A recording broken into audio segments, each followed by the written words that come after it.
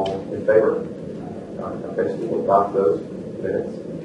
And then we'll move on to what is item 3 on our agenda, which is the proposed rule language that has been drafted by Mr. O'Dwyer. Now, so for the audience, I want you to understand how we came to this proposed document that we have in front of us, and I also want you to understand that this is not the rulemaking procedure right now as a regulatory board. This is a subcommittee of the State Medical Board. This is a purely advisory function that we're serving right now.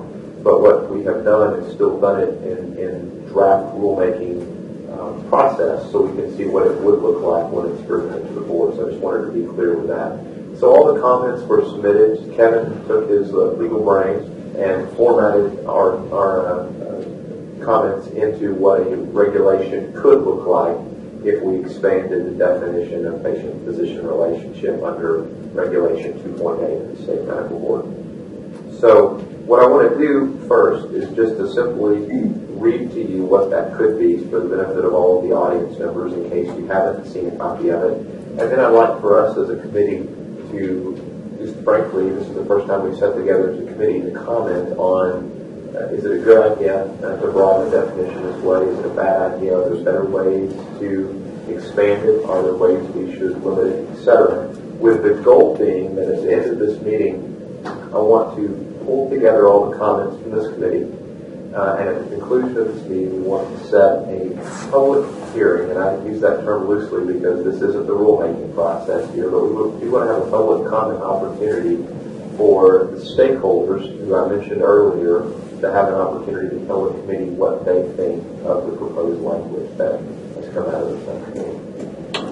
Any questions from the audience before I proceed? I know I probably stumbled over several things. Just want to make everybody okay with the process? Okay. Seeing none, let's go to the proposed definition of patient-physician relationship as drafted by Mr. O'Dwyer. So what currently exists in Reg 2.8 is that a patient-physician relationship should ideally be established, so we've changed the word to ideally be established with an in-person physical exam. So it does set the gold standard as still being established as an in-person physical exam, but uses the word ideally, not should be established. And it says or, and then we get into what we're going to call Section B. This is the proposed alternative for definition of patient-physician relationship. So a patient-physician relationship may also be established absent an in-person physical exam in the following circumstances, and they are enumerated in 3. Number 1, a patient must provide a detailed explanation of their complaint to the physician, so there must be an ability of the patient to verbalize their complaint. The patient must provide informed consent for the physician to provide treatment through a non-in-person, real-time, interactive audio and video encounter or digital tests, stethoscopes, laryngoscopes, otoscopes, or other scopes as necessary by a specialty. And 3, after hearing a description of the patient's complaint, then the physician on the other end must agree to accept responsibility for the care of the presenting patient. So that establishes the minimum threshold criteria for establishing that absent inpatient relationship, which is consistent with some comments, just for the record, from what we heard from our last meeting, which was there was a desire for patient-informed consent, and I think Dr. Terry made that point. There was also some of our other comments mentioned that, as well as the desire for the physician to fully understand what they're getting into before they agree to treat someone via telemedicine. So those are the 3 circumstances. Now, if a patient relationship is established via Method B, then the following requirements must be met. So the patient must be, patients under the age of 6 may not establish a patient-physician relationship in any manner except as described in patient A, which would be an in-person physical exam. Patients under the age of 18 must have a parent or legal guardian to provide informed consent on their behalf to establish a patient-physician relationship via Method B. Physicians may not issue a prescription for any controlled substances if the patient-physician relationship is established via Method B. No prescription medication may be prescribed for a period of greater than a 14-day supply. The relationship is established via method B.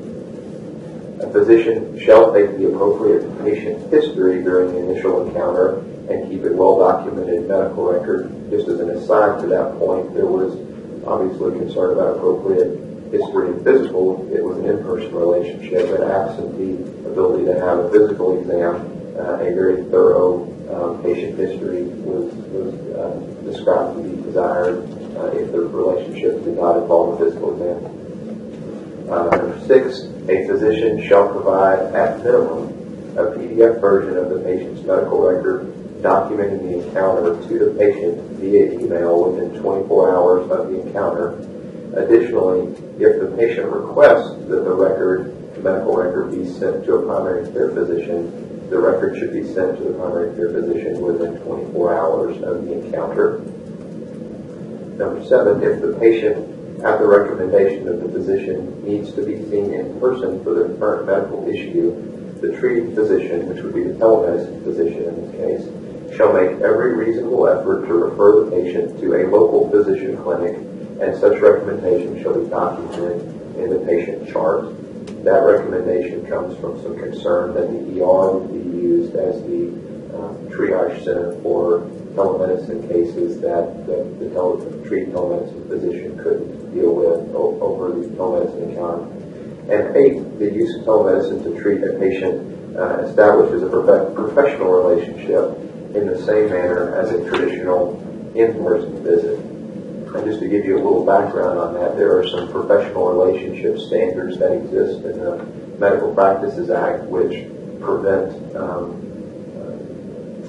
other encounters of sexual nature or other personal relationship nature that would extend to these physicians as well, not just ones that establish the relationship in person. So I'll stop reading, and I know that was a lot to hear, but I thought it was important to kind of share with all of you the work product of what the discussion and what the initial letters produced that really got us to the point of having something to work from. And having said all of that, I would open it up to the committee to make any general comments about this revised definition that Mr. O'Dwyer's put together. Kevin, if you want to make any opening comments, you're welcome to. But I'd like to hear what the committee's response is to each of the points. If we could go through them one at a time, or if you would like to just provide some general points. Chair, I want to make just one specifically about the patient under the age of 6 years. We had talked about minors, and that was an age that I came up with based on a discussion I had with another physician regarding normal childhood ailments, and they thought that 6 may go beyond that part. It's arbitrary, so that's certainly on the discussion. That's all of this is, but Dr. Perry may have more to say on that. Thank you for that comment. And I do think that's a very important point. All of this is open for discussion. This is intended to be a very iterative process. And so please feel free if there's something you don't like, you don't agree with. These are our own colleagues' comments that have been squished and wished together to create this. So that's what this forum is now for. Dr. Perry? Well, I will start off with that particular piece because I think it's important for pediatrics to reap the benefits of telemedicine, even in the younger stages of life. I mean, obviously, we have patients who need medical care in areas where this care may not be available, even as neonates. So I don't think they should be excluded based solely on their age.